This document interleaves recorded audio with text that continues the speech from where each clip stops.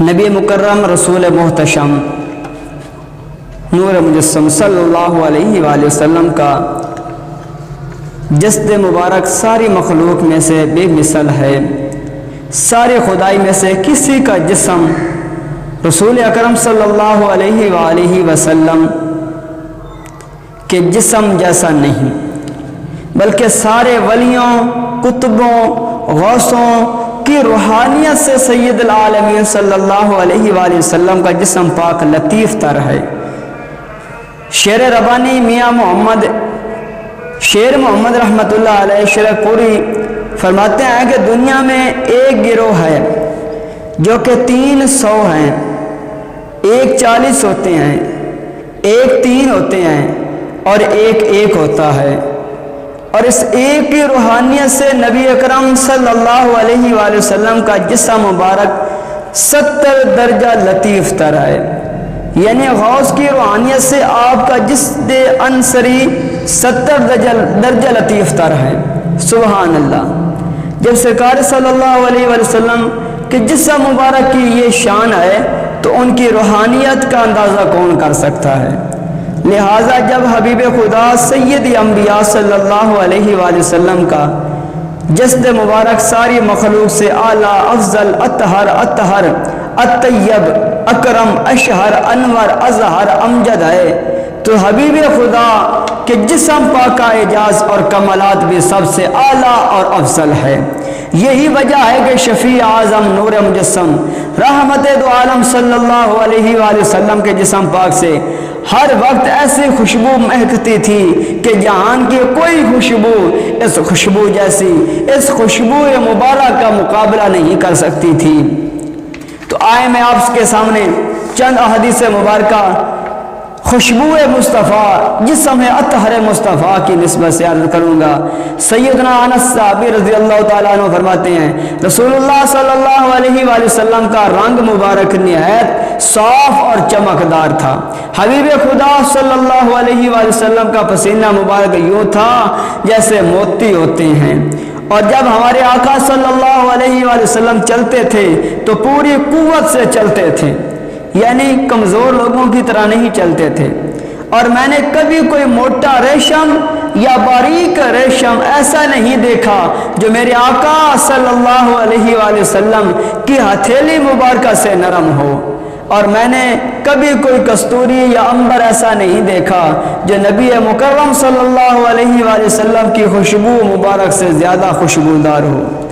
حضرت سلیم صحابیہ رضی اللہ تعالیٰ عنہ عرض کرتی ہیں دوپہر کے وقت نبی اکرم صلی اللہ علیہ وآلہ وسلم ہمارے گھر تشریف لائے اور آرام فرماتے ہیں، سرکار صلی اللہ علیہ وآلہ وسلم کے لیے بستر بچھا دیتی ہوں، رحمت عالم صلی اللہ علیہ وآلہ وسلم کے پسینہ مبارک آتا تھا تو میں پسینہ مبارک کو جمع کیا کرتی تھی۔ ایک دن حبیب خدا صلی اللہ علیہ وآلہ وسلم نے فرمایا اے ام سلیم کیا کرتی ہو؟ عرض کیا یا رسول اللہ صلی اللہ علیہ وسلم ہم اس پسینہ مبارک سے بچوں کے لیے برکت حاصل کرتے ہیں، اور یہ پسینہ مبارک ہر خوشبو سے بہتر ہے۔ یہ سن کر میرے آقا علیہ الصلوۃ والسلام نے فرمایا تو نے درست کہا۔ سیدنا جابر بن سمرہ رضی اللہ تعالیٰ عنہ صحابی رسول عرض کرتے ہیں، روایت کرتے ہیں ایک دن میں نے فجر کی نماز رسول اکرم صلی اللہ علیہ وآلہ وسلم کے ساتھ پڑھی، نماز سے فارغ ہو کر سید العالمین صلی اللہ علیہ وآلہ وسلم اپنے در دولت کی طرف تشریف لائے، میں بھی ساتھ ہو لیا۔ اچانک سامنے بچے آ گئے، رسول اکرم صلی اللہ علیہ وآلہ وسلم نے ہر بچے کے رخسار پر ہاتھ مبارک پھیرا اور پھر میرے دونوں رخساروں پر دست رحمت پھیرا، تو ایسی خوشبو، ایسی ٹھنڈک میں نے محسوس کی جیسے کہ سرکار علیہ الصلوۃ والسلام نے دست مبارک عطار کی صندوقچی سے نکالا ہے۔ سبحان اللہ، سبحان اللہ۔ حبیب خدا صلی اللہ علیہ وآلہ وسلم کہ یہ خوشبو کی برکت ہے، آپ کے خوشبو کی برکت ہے، اللہ اللہ میں قربان جاؤں۔ آپ کے جسم پاک سے ہر وقت ایسی خوشبو مبارک نکلتی کہ ساری گلی معطر ہو جاتی۔ اگر کسی نے سرکار مدینہ قرار قلب و سینہ صلی اللہ علیہ وآلہ وسلم کو تلاش کرنا ہو تو پوچھنے کی ضرورت نہ ہوتی، بلکہ جس گلی سے تازہ تازہ خوشبو آتی ادھر کو جاتا تو آپ کو پا لیتا آپ کی خوشبو کی وجہ سے۔ سیدنا عتبہ رضی اللہ تعالیٰ عنہ کہ جسم سے ہر وقت خوشبو بہترین خوشبو مہکتی رہتی تھی، حالانکہ آپ خوشبو نہیں لگایا کرتے تھے۔ آپ کی 4 بیویاں تھیں، وہ آپس میں کوشش کرتی کہ میری خوشبو سب سے اچھی ہو، لیکن جب ان کے شوہر سیدنا عتبہ گھر تشریف لاتے تو سب خوشبوئیں ختم ہو جاتی اور عتبہ کی خوشبو ہی غالب رہتی۔ ایک دن 4 بیویاں اکٹھی ہوئیں اور عرض کرتی ہیں، اے ہمارے آقا، کیا بات ہے کہ ہم ایک دوسرے سے سبقت حاصل کرنے کے لیے اچھی سے اچھی خوشبو لگاتی ہیں، مگر آپ آتے ہیں تو کسی کی خوشبو کا پتہ ہی نہیں چلتا، صرف آپ کی ہی خوشبو مہکتی رہتی ہے۔ کبھی کوئی خوشبو ہم نے ایسی نہیں دیکھی کہ جو آپ سے زیادہ ہو، آپ کی خوشبو سے زیادہ اس کی خوشبو ہو۔ تو سیدنا عتبہ رضی اللہ تعالی عنہ فرماتے ہیں کہ میں نے کبھی کوئی خوشبو نہیں لگائی، وجہ یہ ہے کہ میں بیمار ہو گیا تھا،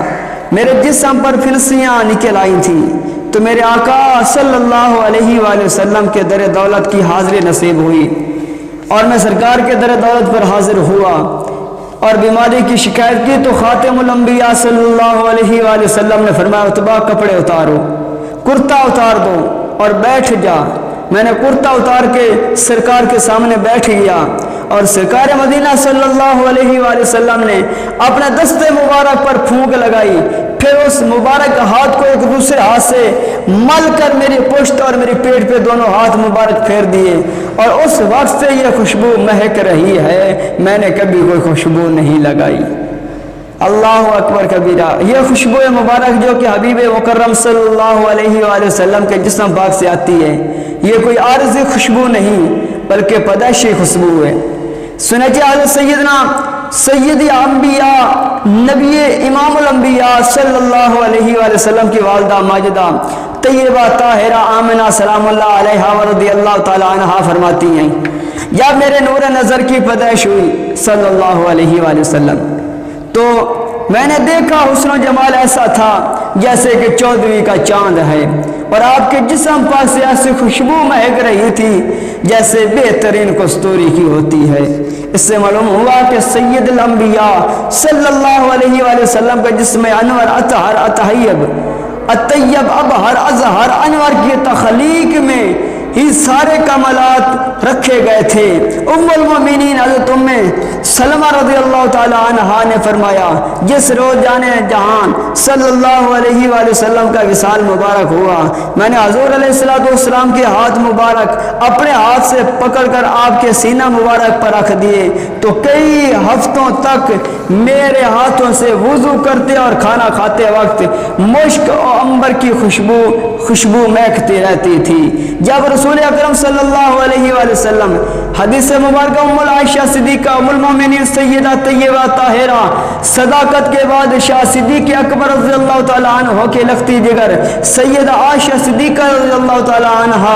آپ فرماتی ہیں، رسول اکرم مجسم صلی اللہ علیہ وآلہ وسلم کا وصال شریف ہوا تو حضور میری گود میں تھے، جب روح مقدسہ نے پرواز کی تو ایسی خوشبو مہکی کہ میں نے اس جیسی خوشبو کبھی دیکھی بالی نہیں ہے۔